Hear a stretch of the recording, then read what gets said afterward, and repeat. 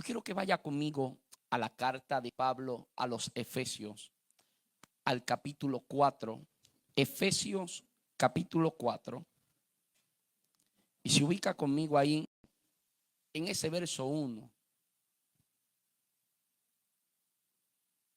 Yo le pido paciencia, voy a tratar de explicar, darme a entender lo mejor posible. Si usted tiene para anotar, haga sus anotaciones, amado, y voy a tratar de explicar los términos lo mejor posible de lo que vamos a estar hablando hoy aquí, que es lo que el Señor ha puesto en mí para compartirles. Mire lo que dice Efesios capítulo 4, el verso 1. Fascinante este verso. Dice la Escritura, la gloria del Trino Dios, Padre, Hijo y Espíritu Santo. La iglesia dice: yo pues, preso en el Señor, os ruego que andéis como es digno. Diga conmigo, digno. Os ruego que andéis como es digno de la vocación con que fuisteis llamados. Háblanos, maestros, te suplicamos, que Cristo nos sea revelado en las Escrituras y tu cuerpo sea profundamente edificado para la alabanza de Cristo Jesús. En el nombre de Jesús, amén. ¿Alguien puede tomar su lugar, amado? ¿Puede sentarse? El título de este sermón es Firmes en la cuerda floja. Amén. Firmes en la cuerda floja es el título de este sermón. Y si estamos listos, ustedes me dicen amén.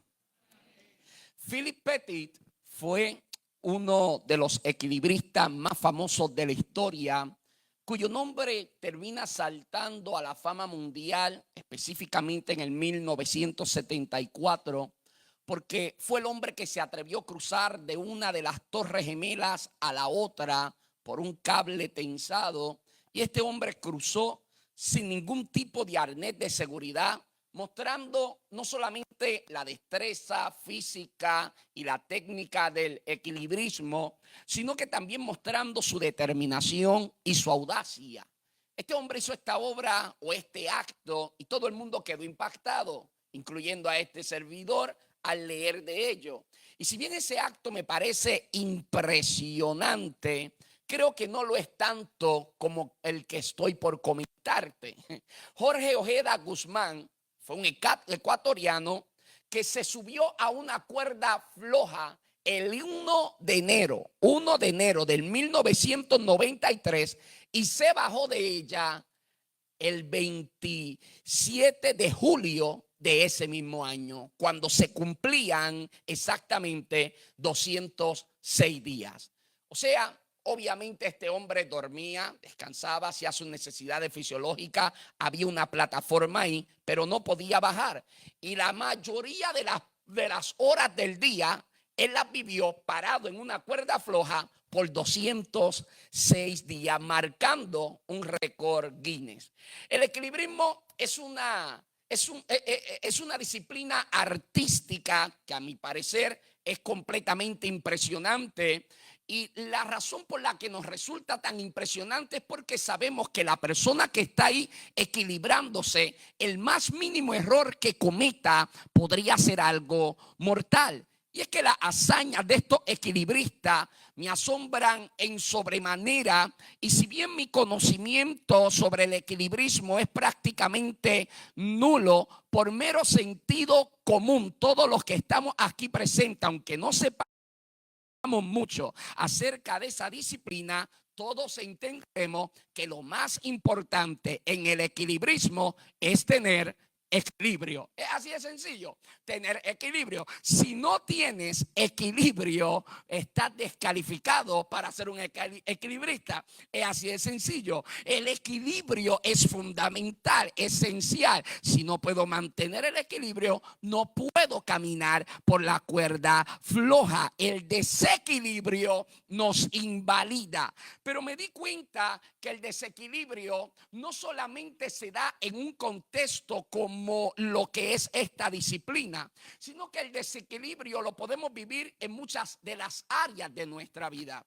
Y de la misma forma que el desequilibrio físico me puede descalificar para eso, el desequilibrio en las diferentes áreas de nuestra vida muchas veces también nos descalifica.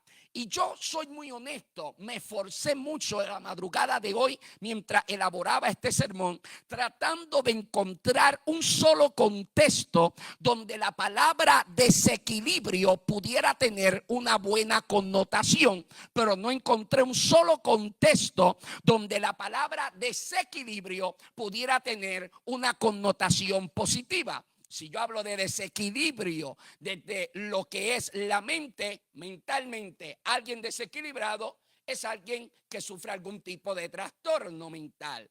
Una persona desequilibrada emocionalmente posiblemente pudiera ser alguien con algún tipo de depresión crónica. Una persona desequilibrada mente o con financiera desequilibrada, hablamos de alguien que está en un estatus de déficit financiero. Matrimonialmente desequilibrado, hablamos de que una de las partes no está cumpliendo eficientemente lo que es su rol en el matrimonio. Y espiritualmente, cuando hablamos de alguien desequilibrado, hablamos de una persona que en su vida no se está dando el fruto del Espíritu. Y si usted y yo somos honestos, hay múltiples áreas de nuestra vida que se encuentran en desequilibrio. Yo sé que ser honesto nos cuesta muchas veces, sobre todo cuando tiene que ver con nosotros, pero no hay nada peor que vivir mintiéndonos a nosotros mismos. Hay áreas de nuestra vida que están en desequilibrio y ante esa realidad o nos manejamos como un verdugo con nosotros mismos, tratándonos a nosotros de personas ineptas, de ser un fracasado, de ser alguien que no ha logrado nada porque estoy en desequilibrio, o puedo tratar conmigo mismo a la luz del evangelio de Jesucristo y entender que si bien yo soy un experto desequilibrando mi vida, el Dios al que le servimos es un experto dándome estabilidad en la vida y equilibrándome según su voluntad. Mi querida iglesia, una barca en alta mar fácilmente puede ser desequilibrada por cualquier viento, por cualquier ola que se levante. La tormenta con facilidad puede desestabilizar la barca, pero el Dios al que le servimos, que está en la barca, también con facilidad puede mandar a callar a los vientos y mandar a enmudecer las fuertes olas del mar, porque el Dios que servimos es el Dios que nos da estabilidad. Y la vida en muchos sentidos es como cruzar la cuerda floja. La vida en muchos sentidos es un continuo avance en el riesgo. De la misma forma en que un equilibrista, el mínimo error le puede costar la vida, en el día a día hay decisiones que usted y yo tomamos que parecen pequeñas e insignificantes, que lo menos que pensamos es que nos podrían costar la vida. Tomar la ruta que no era, conectarme con la gente incorrecta, entrar por la puerta que porque simplemente estaba abierta entendí que era voluntad de Dios. Decisiones que parecen pequeñas e insignificantes, pero que nos pueden costar la vida. Me fascinan dos versos en la Biblia, Hechos 3:21 y Efesios 1:10, porque en estos dos versos encontramos que Jesús vino a restaurar en él todas las cosas. Y cuando hablamos de que Jesús vino a restaurar en él todas las cosas, estamos hablando de que Jesús llegó para volver a poner las cosas en el estado que antes tenían, es decir, volviéndolas a su estado original. Pero la forma en la que Jesús lo hace es fascinante. Jesús vino a equilibrar las cosas. El mundo estaba equilibrado, se desequilibró cuando el pecado entró a la vida del ser humano. Pero hay algo que a mí me encanta. Cuando hablamos de equilibrio, mi querida iglesia, los filósofos griegos helenistas, estos filósofos, ellos tenían ciertos conceptos. Recordemos que desde los primeros filósofos presocráticos, estos filósofos eran más cosmológicos, eran personas que estudiaban el cosmos, se hacían preguntas cosmológicas. Ellos decían cómo funciona el mundo, qué son estas lumbreras que nos alumbran en la noche. Se hacían ese tipo de preguntas. Pero a donde quiero llevarle es que desde los presocráticos hasta los que vinieron después de Sócrates, todos los filósofos concluían en una misma cosa: el mundo funciona con un orden. El mundo está perfectamente equilibrado. Cada noche aparece la luna y cada día aparece el sol. Mi querida iglesia, yo creo que aquí nadie se ha ido a dormir preocupado diciendo: Dios mío, no sé si mañana va a salir el sol. Aquí hay alguien que se haya ido a dormir preocupado diciendo: Dios mío, yo no sé si mañana va a salir el sol. Usted se va plenamente confiado porque usted sabe que hay un balance, hay un equilibrio en la forma en cómo funciona el universo. Pues permítame explicarle que los filósofos griegos, ellos decían: tiene que haber un principio de orden y de razón que se encuentra tanto en la mente del hombre como en el mundo en el que nosotros vivimos.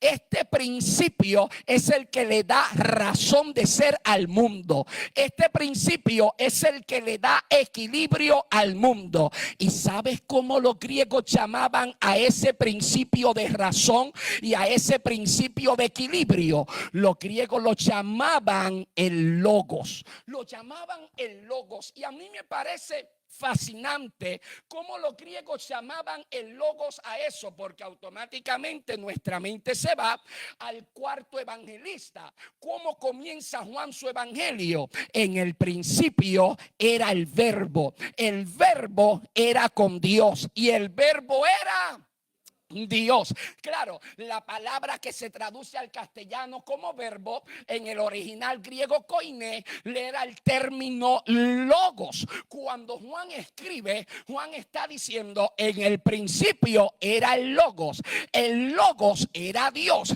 y el logos estaba con Dios, y el logos era Dios. Esto le facilitó mucho la vida a los primeros cristianos, a los creyentes del primer siglo, que estaban en una cultura, era una cultura, amado, que no podemos decir que era una cultura romana, sino grecorromana, porque la influencia del helenismo todavía estaba sobre esa región. De manera que usted se va a dar cuenta que para los primeros creyentes fue fascinante que Juan escribiera de esta forma. Juan nos presenta a Jesús como el verbo. Los griegos decían: tiene que haber algo que es el logos. El logos es el que le da equilibrio al mundo. El logos es la causa de razón, es la fuente de la razón de las cosas. Pero qué fascinante, amado, porque viene un Juan y Juan dice: sí, ese logos que es el que le da equilibrio al mundo tiene nombre, se llama Jesucristo.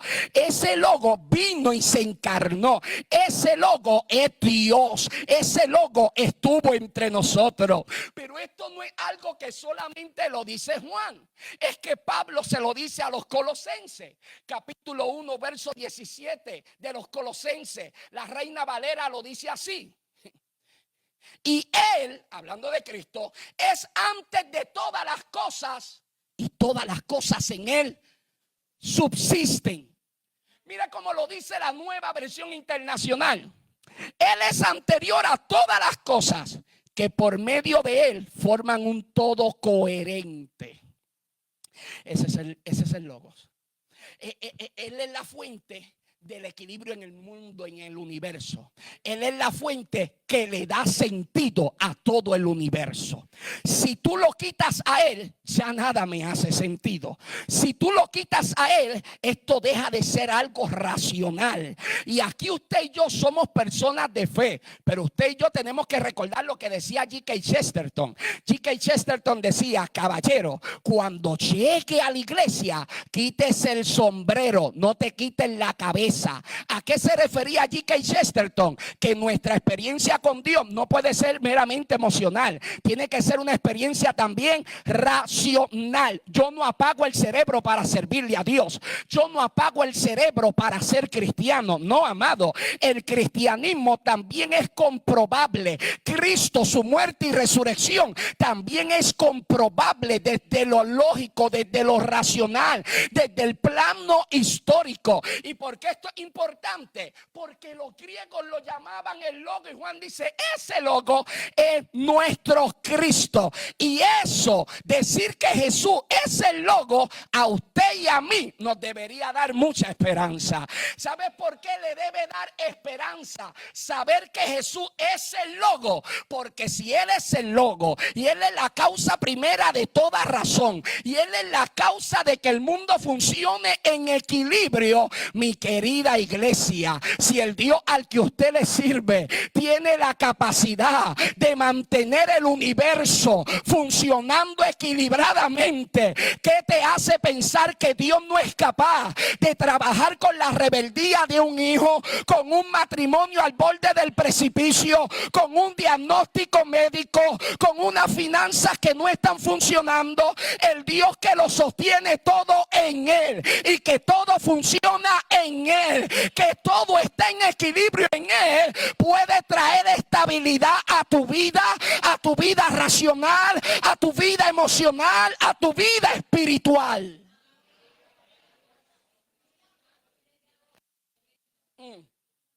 Pero claro, si Dios tiene el universo funcionando equilibradamente, ¿usted cree que para Dios es un desafío sostenerme a mí o sostenerlo a usted? Pero claro, todo esto nos lleva a la carta a los Efesios. ¿Por qué? Porque la carta a los Efesios es conocida como la reina de las epístolas. De hecho, Charles Spurgeon, conocido hasta el día de hoy como el príncipe de los predicadores, Charles Spurgeon decía algo fascinante. Hablando acerca de la carta a los Efesios, él decía, y cito: quien quiera ver el cristianismo en un tratado, que lea, marque, aprenda y digiera interiormente la epístola a los Efesios. Porque esta carta es extraordinaria, insisto, es la reina de la epístola. Y el verso 1 del capítulo 4, que antes dimos lectura, Pablo dice: yo pues, preso en el Señor, os ruego que andéis como es digno de vocación, de la vocación con que fuisteis llamados. Qué interesante la elección de términos que Pablo está escogiendo. No, que Pablo está haciendo, debo decir. Pablo dice, os ruego, que sabemos que Pablo no está escogiendo términos. Pablo está siendo inspirado por el Espíritu Santo. Y note a lo que el Espíritu lo inspira. Pablo dice, tenemos que andar como es digno de la vocación. Diga conmigo, digno. Digno. Sí. Vuelve y diga conmigo, digno. Digno, amado, digno. Digno. Es un término curioso. Pues mire, cuando usted mira el término digno, para los que le encanta estudiar, si tiene la concordancia de Strong, pues hablo del griego 514 en esa concordancia, pero prácticamente en cualquier diccionario bíblico le va a aparecer que la palabra digno viene del griego axios. Axios. ¿Qué significa axio? Bueno, axio significa digno, significa de peso correcto, merecedor, comparable o apropiado. Eso significa axios. Es la palabra que se tradujo como digno. Pero esa palabra, dentro del contexto griego del primer siglo, se le daba un uso muy particular. Es decir, cuando se utilizaba una balanza, y esa balanza quedaba perfectamente equilibrada, entonces se decía que esa balanza estaba axios, es decir, esa balanza estaba digna, porque cuando se habla de algo digno, se está hablando de algo que está equilibrado. Qué fascinante. Claro, por eso cuando Pablo nos escribe, Pablo dice, tienes que andar como digno de la vocación que fuisteis llamados. Pablo dice, tu vida tiene que estar perfectamente equilibrada. Pero ¿qué significa una vida equilibrada? ¿Qué es un creyente equilibrado? Permítame explicárselo. Hay 3 elementos, pudiéramos mencionar muchos más, pero principalmente creo que hay 3 elementos que conforman una visión integral de lo que es la vida cristiana digna o la vida cristiana equilibrada. Esos 3 conceptos te los comunico rápido. No se asuste, amado. Le dije que sea paciente. Le voy a mencionar 3 términos aquí. Se los voy a mencionar por encima, pero ya mismo vamos a trabajar sobre cada uno de ellos. Si me sigue hasta ahora, dígame amén. Aleluya. Hay 3. Me encanta su atención, amado.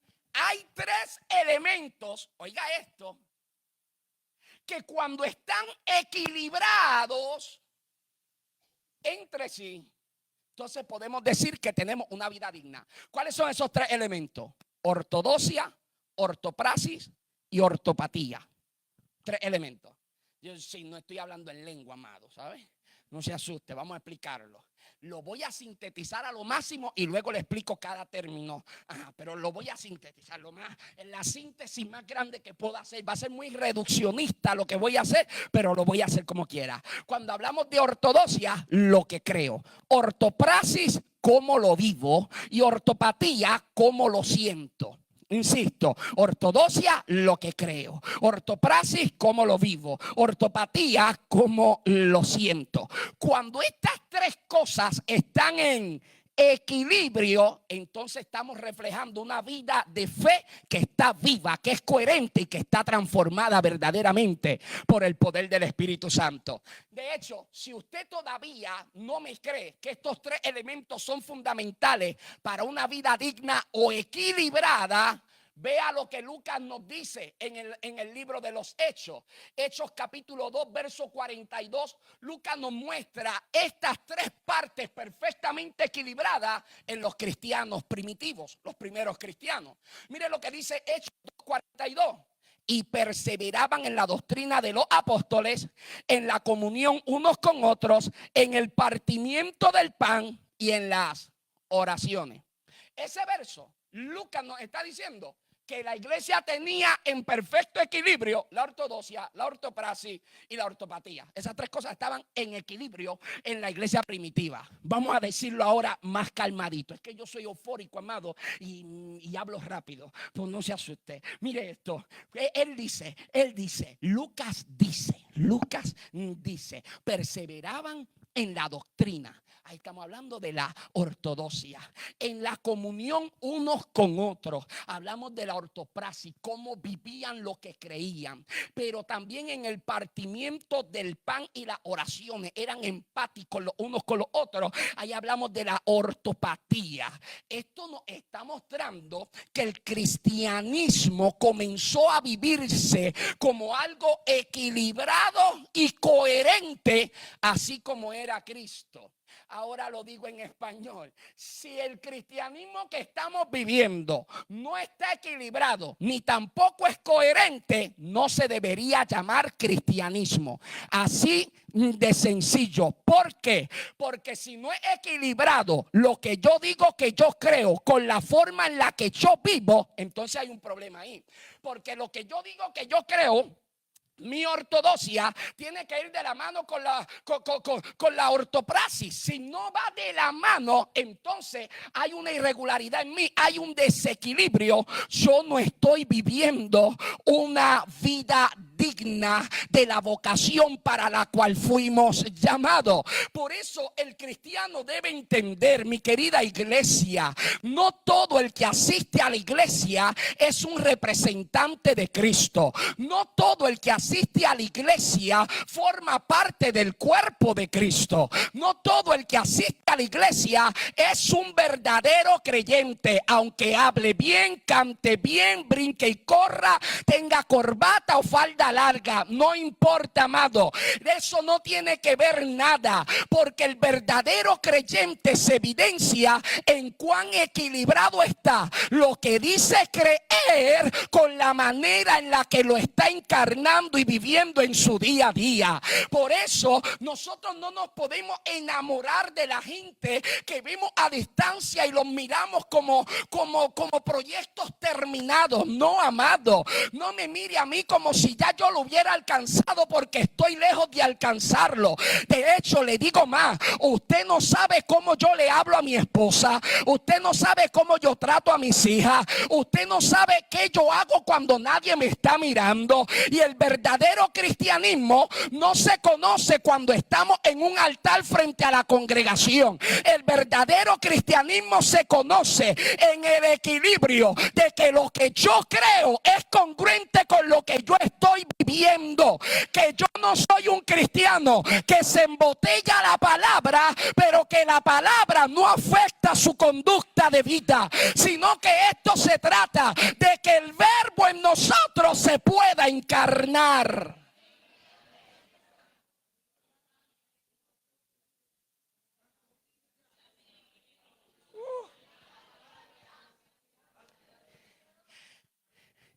Yo ahora voy a explicar cada término por parte.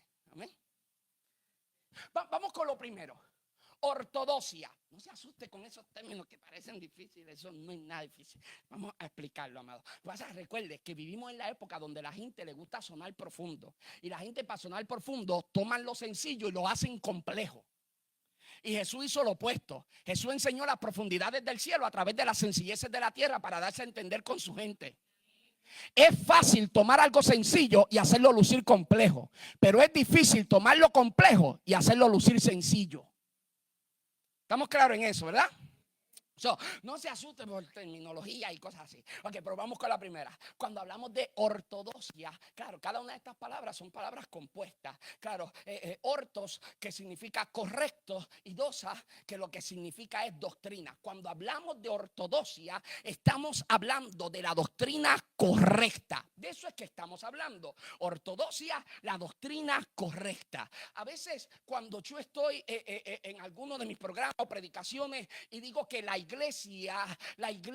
tiene que guardar, proteger y defender nuestros principios ortodoxos. Muchas veces hay gente que se me acerca y me dice: varón, ¿qué son principios ortodoxos? Pues bueno, nuestros principios ortodoxos son nuestras doctrinas fundamentales, esenciales, las que nosotros no negociamos por nada ni por nadie.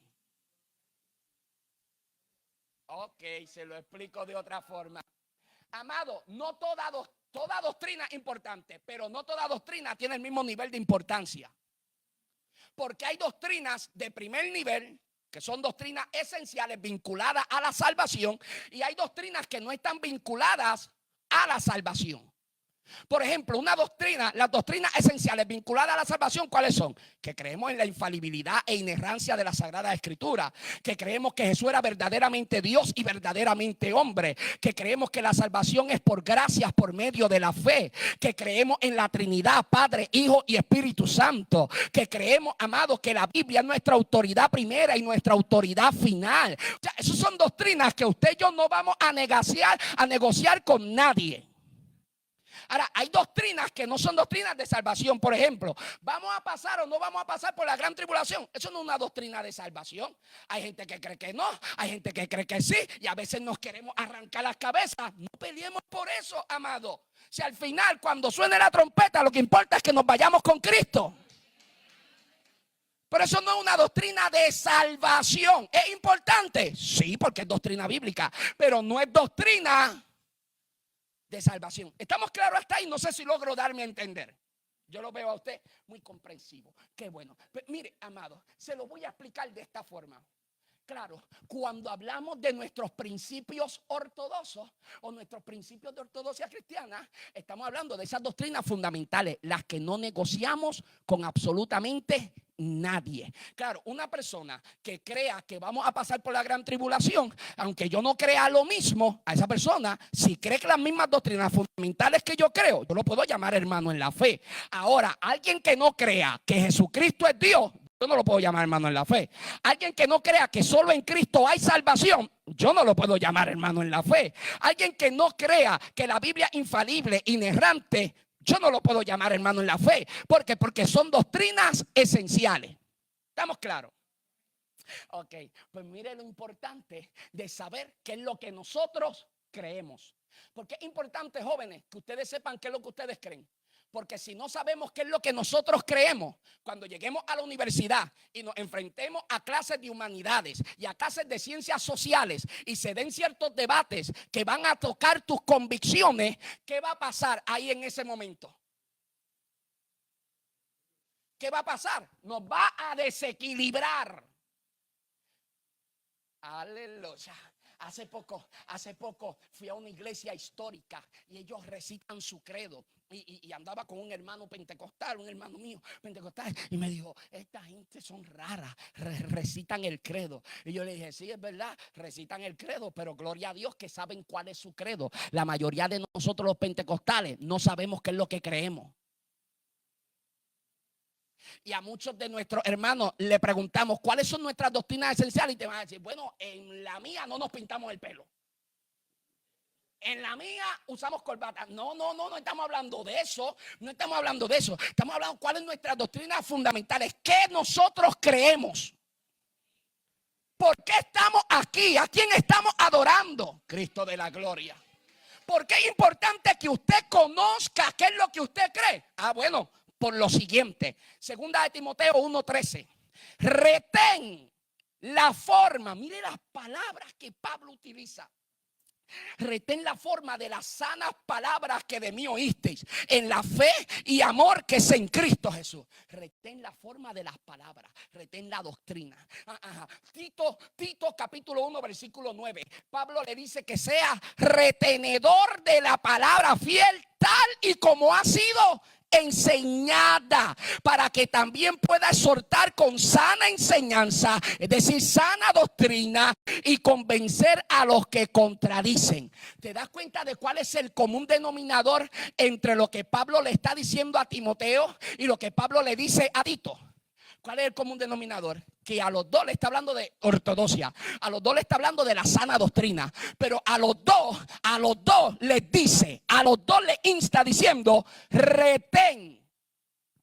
Tienes que retener la sana doctrina. Tienes que retener la palabra de Dios. Tienes que retener lo que te hemos enseñado. ¿Por qué Pablo dice que hay que retener la buena enseñanza? Bueno, mi hermano, no hay que ser un gran exégeta para entender. Si Pablo dice que hay que retener la sana doctrina, es porque van a tratar de arrebatarnos la sana doctrina. Si Pablo dice que la sana doctrina hay que retenerla, es porque van a tratar de arrebatárnosla de la mano. ¿Y qué pasa? Que la iglesia desde sus inicios siempre fue acechada por falsos maestros, por doctrinas erradas que han tratado de arrebatarnos la verdad. Por eso Pablo dice que la verdad, la palabra como la recibimos, los principios ortodoxos, hay que retenerla. ¿Cómo la retenemos? Aferrándonos a ella. Mi querida iglesia, que nos llamen religiosos, locos, pentecostales, pero lo que usted y yo recibimos de la palabra no se puede negociar por nada ni por nadie. Se lo digo de otra forma. Yo no sé si usted sabe dónde usted está viviendo. No estoy hablando de Bayamón. Estoy hablando de nuestro contexto histórico. Usted y yo vivimos en una posmodernidad o modernidad tardía, como lo quieras llamar, que ha sido llamada una era posverdad. ¿Qué es una era posverdad? Una era donde la verdad ha sido tan relativizada que puede ser todo y al mismo tiempo ser nada. Porque ahora la verdad es que relativizada. La verdad algo relativo. La verdad ahora algo relativo. Por eso ahora verdad no es lo que dice la teología. Por eso ahora verdad no es lo que dice la ciencia. Verdad no es lo que dice la biología. Verdad es como yo me estoy autopercibiendo. Verdad es lo que yo estoy sintiendo. Porque vivimos en una era donde la verdad se pretende llegar a la verdad, o peor aún, definir la verdad mediante la emoción o mediante el sentir. ¿En qué nos convierte eso a nosotros, la iglesia? En la nota discordante de un mundo que cree que la verdad es algo relativo, pero la iglesia no está predicando principios relativos. La iglesia está predicando principios absolutos, porque Cristo no es un camino, eso no es relativo. Cristo no es una verdad, no es relativo. Él es el camino, Él es la verdad, Él es la vida. Nadie va al Padre si no es por Jesucristo. No, predicador, que vivimos en una época donde todo es relativo. Hay que respetar que se van a ofender aquellos. La gente no le preocupa porque los cristianos se ofendan, pero los cristianos vivimos todo el tiempo asustados por ofender a alguien. Mi querido hermano, nosotros no estamos intentando ofender absolutamente a nadie. Estamos intentando proclamar la verdad de salvación, que no es relativa, porque no hay otro nombre dado a los hombres en el cual podamos ser salvos. Solo somos salvos en el nombre de Cristo Jesús. Y usted me puede decir, ay, pero yo pienso diferente a usted. Sí, pero es que eso no se trata de si piensa igual o diferente, eso es un absoluto bíblico. Sí, pero es que yo siento, según mi experiencia. No, tu experiencia está chévere, respetamos tu experiencia, pero tu experiencia no va por encima de la Biblia.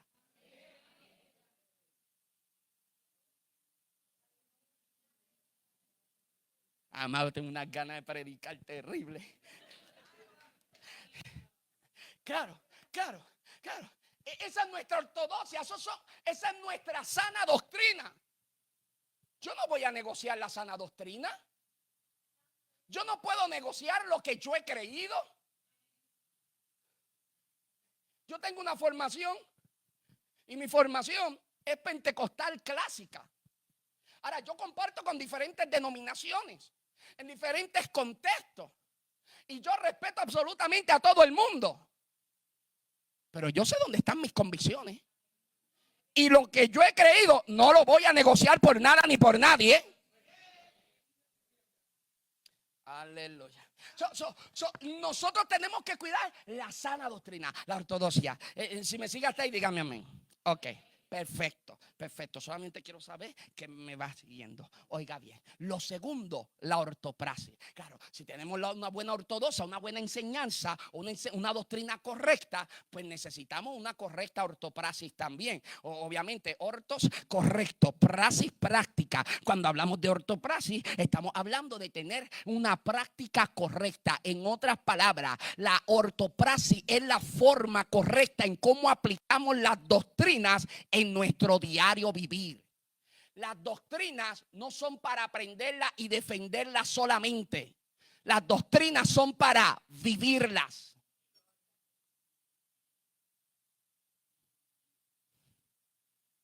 Esto no es para que yo me lo embotelle y cuando salga del templo lo deje en el templo. No. Ni siquiera lo tengo que explicar mucho. Cuando yo era joven, en el grupo sí, yo soy joven, reprendo al diablo, amado, soy joven. Oiga bien, yo soy joven. Cuando era más joven todavía, yo en el grupo de jóvenes, la maestra de escuela bíblica era nos hacía un poco de trampa. Ella nos decía, en el expositor, decía, léase ese tópico 1 del expositor, y cuando uno terminaba de leerlo, decía, explíquemelo. Aleluya. Y uno se quedaba ahí titubeando. Y yo desarrollé la técnica que cuando ella me mandaba a leer, me decía, ahora explíquelo. Yo le decía, está explicadito solo. Eso no hay que explicarlo. Yo lo entendí perfectamente. Aleluya. Está explicadito y usted es mi maestra, usted lo tiene que haber entendido mejor que yo. Aleluya. Pues los versos que voy a decir a continuación, no hay que ser un gran exégeta, están explicaditos. Oiga bien, Santiago 1:2. Pero sed hacedores de la palabra y no tan solamente oidores, engañándoos a vosotros mismos. Mateo 7:24. Cualquiera pues que oye estas palabras y las hace, le compararé a un hombre prudente que edificó su casa sobre la roca. Primera de Juan capítulo 2, los versos del 3 al 6. Solamente digo un poco de algunos de esos versos, luego usted los lee. Y en esto sabemos que nosotros le conocemos si guardamos sus mandamientos. Hago un salto. El que dice que permanece en él debe andar como él anduvo. Ajá. Aquí usted se está dando cuenta de algo, que la idea del cristianismo nunca ha sido reunirnos 4 días por semana para llenar nuestra cabeza de información y quedarnos así. Esa nunca ha sido la idea del cristianismo. Voy de nuevo. La idea del cristianismo no es llenar mi cabeza de conocimiento hueco, no, amado, sino que a través de la palabra poder llenar nuestra mente y corazón de Cristo Jesús. Mi querida iglesia, pero ¿cuál es el detalle? Que usted me puede decir: José Luis, yo estoy lleno de Cristo, estoy lleno de su Santo Espíritu, pero iglesia, yo no tengo otra forma de saber que verdaderamente usted está lleno, a no ser que yo vea su ortopraxis, cómo usted vive, cómo usted habla, qué decisiones usted toma. Esa es la única forma de yo saber si de verdad usted es un siervo de Dios. Usted no me diga que es un siervo de Dios porque sana enfermo, no me diga que es un siervo de Dios porque sabe mucha Biblia, no me diga que eres una tremenda sierva porque profetiza, porque en aquel gran día muchos vendrán y dirán: pero Señor, en tu nombre profetizamos, sanamos enfermos, echamos fuera demonios. Y el Señor os dirá: apartaos de mí, hacedores de maldad, yo no los conozco. Yo no les conozco a usted y usted no me conoce a mí por lo que yo estoy mostrando en este altar. Yo no lo conozco a usted por lo que yo veo de usted en el contexto de estas 4 paredes que llamamos templo. Mi querida iglesia, esto se hace evidente en la práctica, porque cristiano no es decir gloria a Dios, aleluya. Cristiano es que Cristo sea evidente en casa, ante mis hijas, quien primero debería dar testimonio de si soy o no soy un hijo de Dios. Debería ser mi esposa, deberían ser mis hijas, los que más cercanos a mí están, porque cristiano no es lo que yo expongo aquí, cristiano es lo que yo vivo en el día a día. Si mi fe yo no la traslado a mi día a día, hay un desequilibrio en mí, algo no está correcto, porque esto no se trata de llegar aquí, tener fe y vivir como yo quiero. Se lo digo de otra forma. Amado, si usted enciende una luz, automáticamente, cuando usted enciende una luz, va a proyectar sombras. Siempre que usted encienda una luz, vas a proyectar ¿qué? ¿Qué vas a proyectar? Claro. Vamos de nuevo. Siempre que enciendas una luz, la luz provocará que se proyecte ¿en qué? Sombra. Ya usted sabe por dónde vamos, ¿verdad? Siempre que usted enciende una luz, se proyectan sombras. ¿Cuál es el detalle? Claro, el detalle está que Jesús es la luz del mundo. El detalle está que Jesús es el sol de justicia. Acercarte a Jesús es acercarte a la mayor fuente de luz. Y cuanto más te acercas a Jesús, más se proyectan nuestras sombras. Y esas sombras de mi carácter comienzan a hacerse evidentes mientras más me acerco a Jesús. Y mientras más me acerco a Jesús, más puedo ver las sombras que hay en mi mente. y en mi corazón, es que se revela en la forma y las decisiones que estoy tomando en mi vida. Amado, si usted no está dispuesto a lidiar con las sombras de su vida, entonces no te acerques a Jesús, porque al acercarte a Jesús va a ser inevitable que tus sombras se proyecten, pero Jesús no te va a condenar por tu sombra. Jesús vino para disipar toda tiniebla que pueda estar en nuestra vida. Él no me señala, Él no me condena, Él quiere levantarme, restaurarme para que su luz también pueda brillar en mí.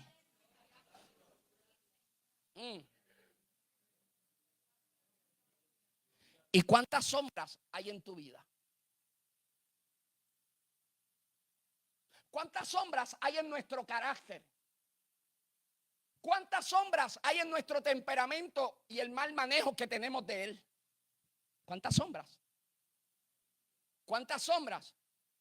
¿Sabes cuándo nos damos cuenta de esas sombras? ¿Cuándo se proyectan esas sombras? Cuando más cerca estamos de ¿qué?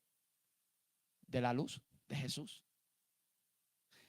Mire, cuando Pedro ve la pesca milagrosa, la presencia está ahí en primera persona. Pedro ala así la red y hay una pesca terrible. Pedro no prende un Facebook Live y dice: mi gente no lo van a creer. Dale share, ahora mismo dale share, porque estoy con el Mesías. Gente, acabo de hacer una pesca milagrosa. Esto es extraordinario. Pedro no hace eso. Pedro no hace eso. ¿Tú sabes qué hizo Pedro? Ve la pesca milagrosa y cae de rodillas delante de Jesús. Aleluya. Cae de rodillas y ¿sabe cuál es su palabra? Él dice: apártate de mí, Señor, que yo soy un hombre pecador. Porque cuanto más te acercas a la gloria de Jesús, más se proyectan nuestras sombras. Cuando Isaías ve al Señor sentado sobre un trono alto y sublime y sus faldas cubrían el templo, ¿qué fue lo que dijo Isaías? Ay de mí, que siendo hombre de labios impuros, mis ojos han visto al Rey Jehová de los ejércitos.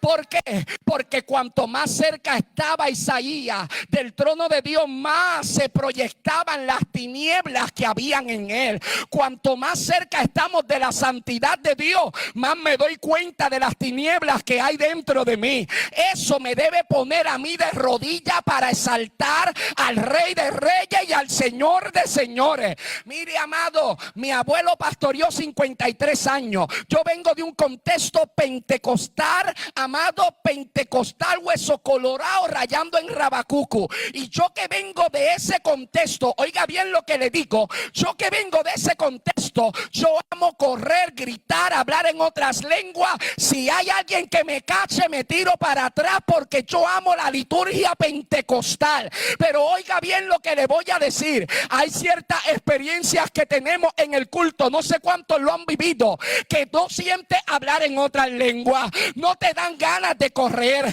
Al igual que Pedro, lo que sientes es caer de rodillas, porque sientes que estás delante del Rey de Reyes, del Señor de Señores, y lo único que podemos pedir es misericordia, porque delante de su luz se proyectan mis sombras. Abashataraya Mansore.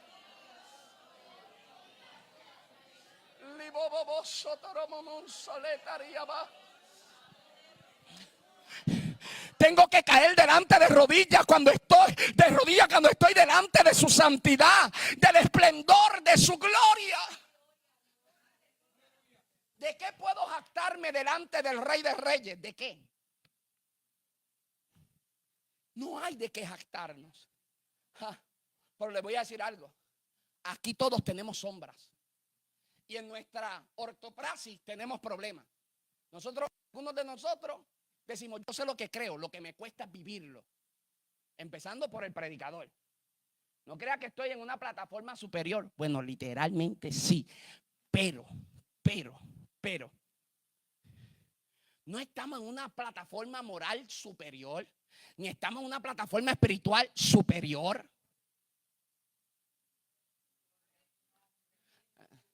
A mí me sorprende cómo la gente idealiza a los predicadores.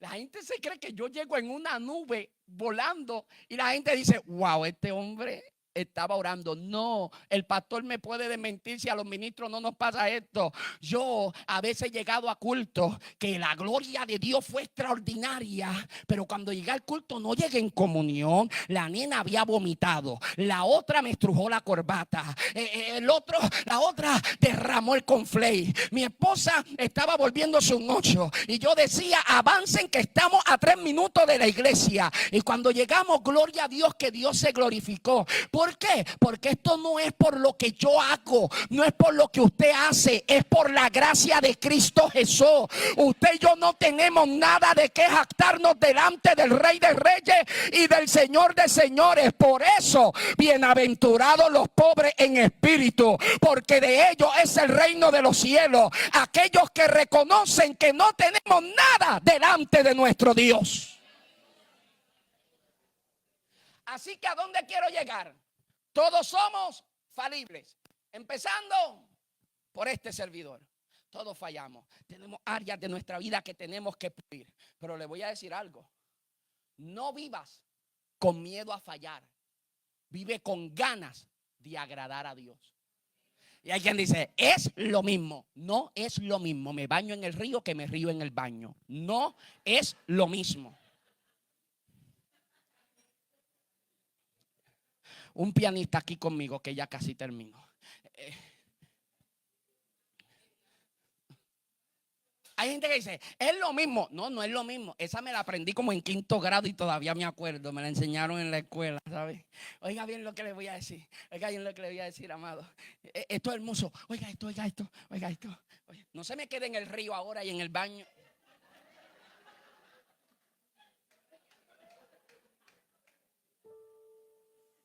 Aquí hay 3 conectados todavía, amado. Oiga bien lo que le voy a decir. Claro, aquí todos somos falibles, todos fallamos. Si aquí hay alguien que no falla, cuando se acabe el culto, nos tomamos una foto, amado, para publicar la foto con el hermano que no falla de Bayamón. Aleluya. Va a ser extraordinario, nos vamos viral, amado. Con el hermano Mister Impecabilidad, aleluya. Nos vamos viral, amado. Aquí, claro, pero ese hermano no asiste a esta iglesia. Ese hermano no asiste en mi iglesia. Porque aquí todos somos falibles. Pero le voy a decir algo. No vivas con miedo a fallarle a Dios. Vive con ganas de agradar a Dios. Sé que parece lo mismo, pero no lo es. Primera de Juan capítulo 2 verso 1 dice, hijitos míos, estas cosas os escribo para que no pequéis. Pero y si alguno hubiere pecado, abogado tenemos para con el Padre, a Jesucristo el justo. No vivas con miedo a fallar, vive con ganas de agradar a Dios. Hay algo que se conoce el factor Wallenda. Factor Wallenda, lo googleé ahorita, todavía no, amado. Factor Wallenda, ¿qué es el factor Wallenda? Es cuando el temor al fracaso termina provocando precisamente lo que se quiere evitar. Eso se conoce como el factor Wallenda. Ahora le voy a contar la historia. ¿Sabe por qué se llama factor Wallenda? Por causa de un hombre que se llamaba Karl Wallenda. Sígame. Karl Wallenda era un equilibrista que en su época lo llamaban uno de los mejores del mundo. Hasta que un día quiso venir a San Juan, Puerto Rico. Él era alemán, pero él quiso hacer un acto impresionante en San Juan, Puerto Rico. Cuando vino en el 1978 a Puerto Rico, exactamente el 22 de marzo, Karl Wallenda, haciendo su acto en Puerto Rico, cayó y murió frente a todo el mundo. O sea, lo llevaron al hospital, pero ya lo declararon muerto en el hospital. Cuando todo esto sucede aquí en Puerto Rico, imagínense, Wallenda ha venido a Puerto Rico a hacer un acto y murió haciendo el acto. Cuando entrevistaron a su esposa dijo lo siguiente.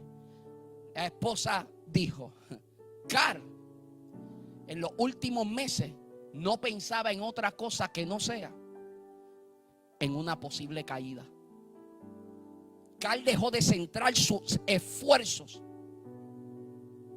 por mantenerse firme en la cuerda y comenzó a enfocarlos en no caerse. Y no es lo mismo estar enfocado en caminar firmemente a estar enfocado a no caerme. ¿Cómo yo lo sé? Sencillo, pero este efecto Walenda o factor Walenda se puede llamar perfectamente el factor Job. Porque Job 3:25 dice: porque el temor que me espantaba me ha venido y me ha acontecido lo que yo temía.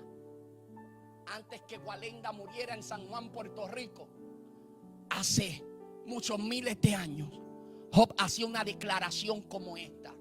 Y yo creo que a finales del siglo XIX y principios del siglo XX, William James, conocido como el padre o uno de los padres de la psicología moderna, William James hizo una expresión que me encanta hasta el día de hoy. William James dice: lo que retiene tu atención determinará tu acción. No es lo mismo vivir tratando de agradar a Dios que vivir con miedo a fallarle a Dios. Porque si tu mirada se desvía, aleluya, tu cuerpo se desvía. Si tu enfoque no está en agradar a Cristo, nuestra vida se desestabiliza, pierde su equilibrio. Por eso hago eco de las palabras del autor de la carta a los Hebreos: puestos los ojos en Jesús, el autor y consumador de nuestra fe, porque nuestra mirada puesta en Cristo nos da la seguridad de que Él, aunque sea en la cuerda floja, me mantendrá firme, me mantendrá estable. El mejor ejemplo, mi querida iglesia, de la esperanza en la dificultad es el libro de Apocalipsis. El libro de Apocalipsis no es un libro de terror, no es un libro de miedo. No, el libro de Apocalipsis se escribió para las iglesias del Asia Menor que estaban siendo perseguidas. Y para darle esperanza, Dios inspiró el libro de Apocalipsis. Si bien forma parte de la literatura apocalíptica, permítame decirle que los destinatarios originales recibieron esta carta como una carta de esperanza, porque Apocalipsis era una carta que le decía a ellos que al final de los días, como quiera, Cristo vencerá. Y si Cristo vencerá, la iglesia también puede vencer. Mi esperanza está puesta en aquel que es todo suficiente para sostenerme en mi debilidad. Mi esperanza no está puesta en mi autosuficiencia, porque no lo soy. Somos sostenidos por su gracia.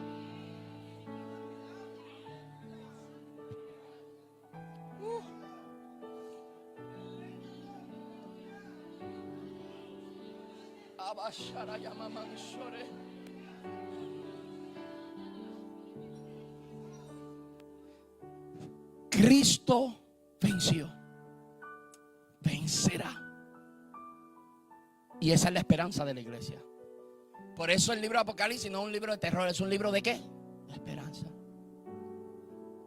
El espíritu y la novia diga: ven, Señor Jesús.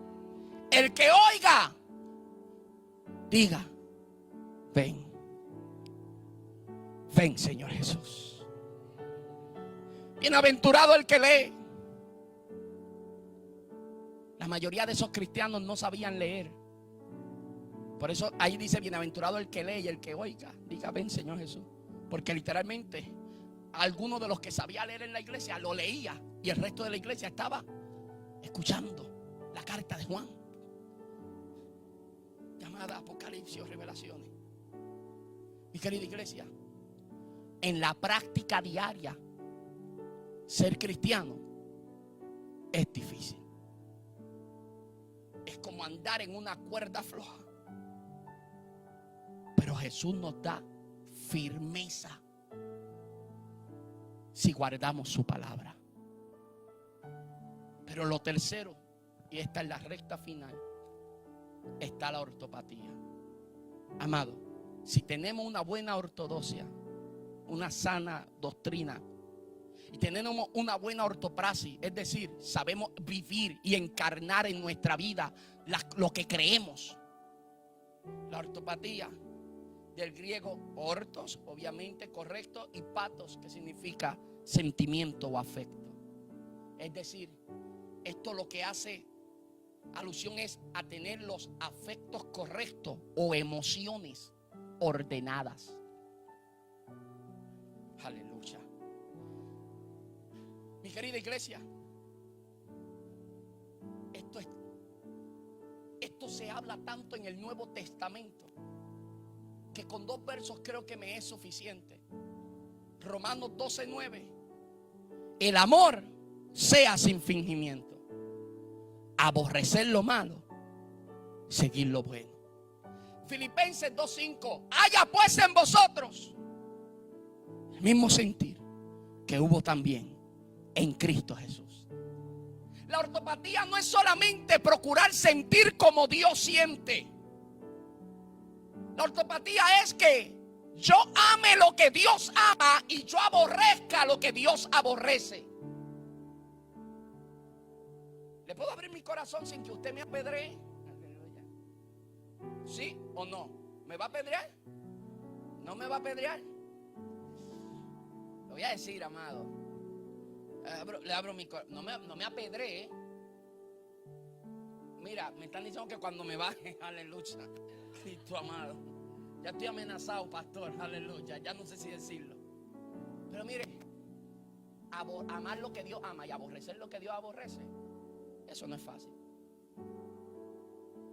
Y le abro mi corazón. Yo le decía a mi esposa, yo veo un video de alguien robándole a una persona, asaltando a una persona, haciéndole daño a una persona, y cuando la víctima termina defendiéndose y el victimario termina siendo afectado, yo digo, ay, qué rico, qué bueno, ¿qué pasó eso?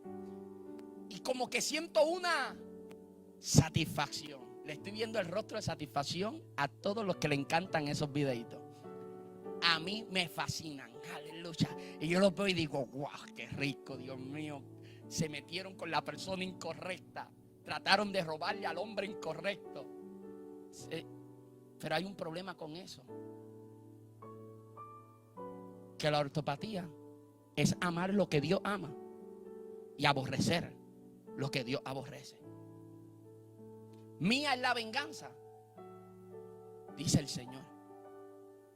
Y hay áreas de nuestra vida donde todavía a nosotros nos cuesta entregarle eso a Dios.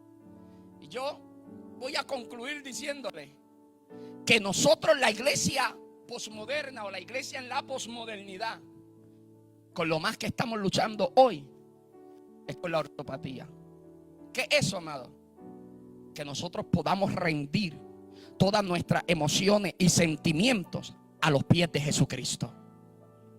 Estamos viviendo en la época donde la emoción y los sentimientos han sido empoderados. Y el consejo humanista y la visión humanista se ha infiltrado en la iglesia. Y es increíble ver cristianos aconsejando a otros cristianos diciéndole, ¿y qué te dice tu corazón?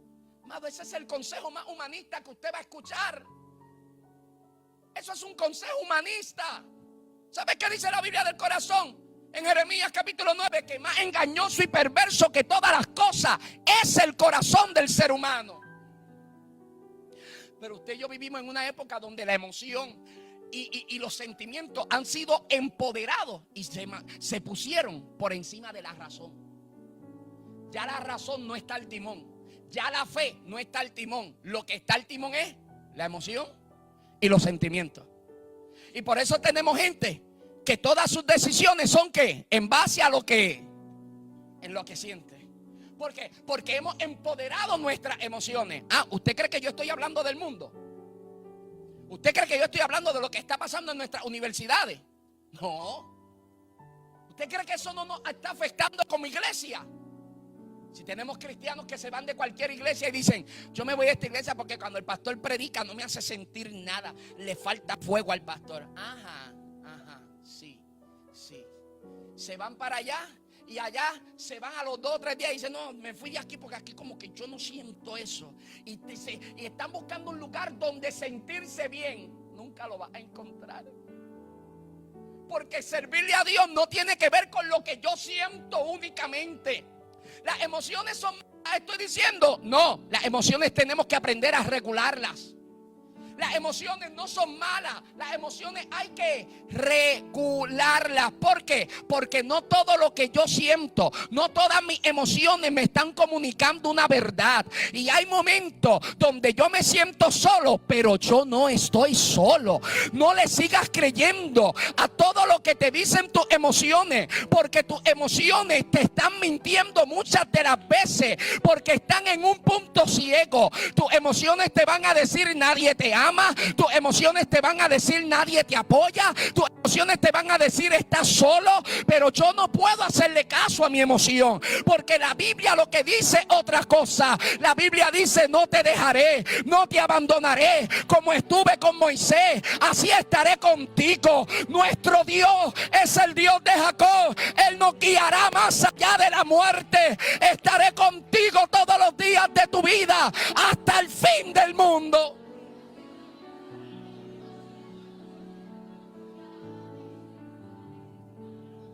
Hay gente que todavía lleva una batalla y dice, pero predicador, es que yo estoy sintiendo. Pero ¿qué dice la palabra? ¿Has puesto la emoción al timón de tu vida? Porque si la emoción es la que está guiando tu vida, vas a vivir todo el tiempo en desequilibrio, inestabilidad. ¿Por qué?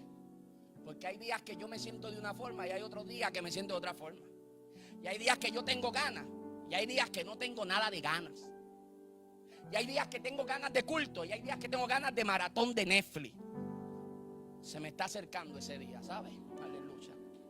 Hay días que tengo ganas de ayuno, oración. Hay días que tengo ganas de ver una película con mis hijas y mi esposa y estar tranquilo tirado en casa.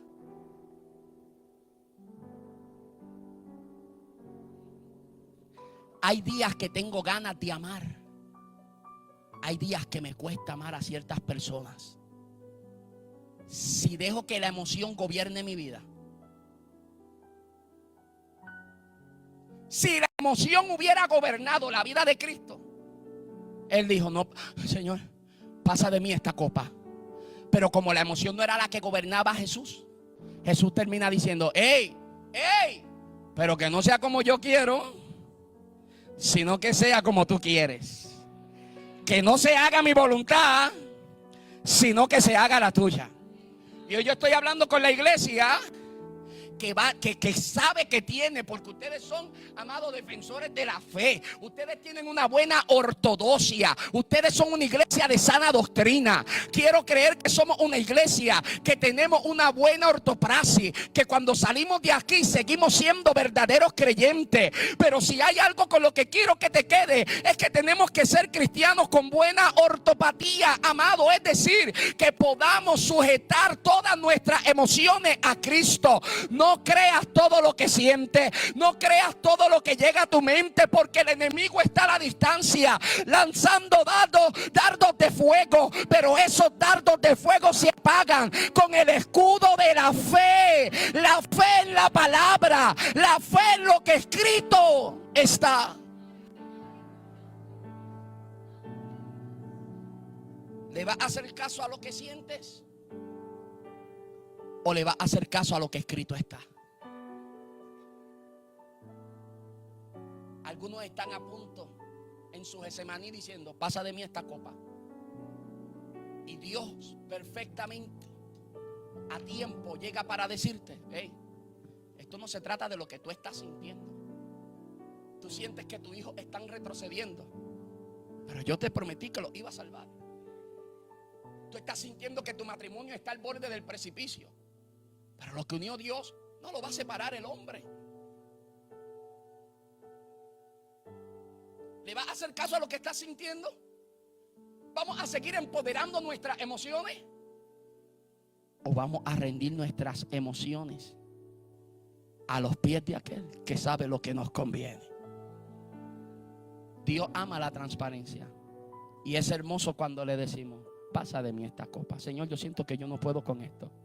Me siento angustiado, preocupado, pero Señor, te pido que me ayudes en mi incredulidad. Ayúdame a mantenerme creyendo que aunque no te siento, tú estás aquí presente. Amado, no sigamos empoderando las emociones. Tengo que decirlo otra vez y decirlo otra vez y decirlo otra vez. No sigamos empoderando nuestras emociones.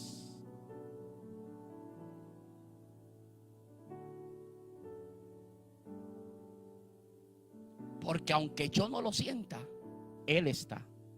Aunque yo no lo sienta, Él está haciendo algo.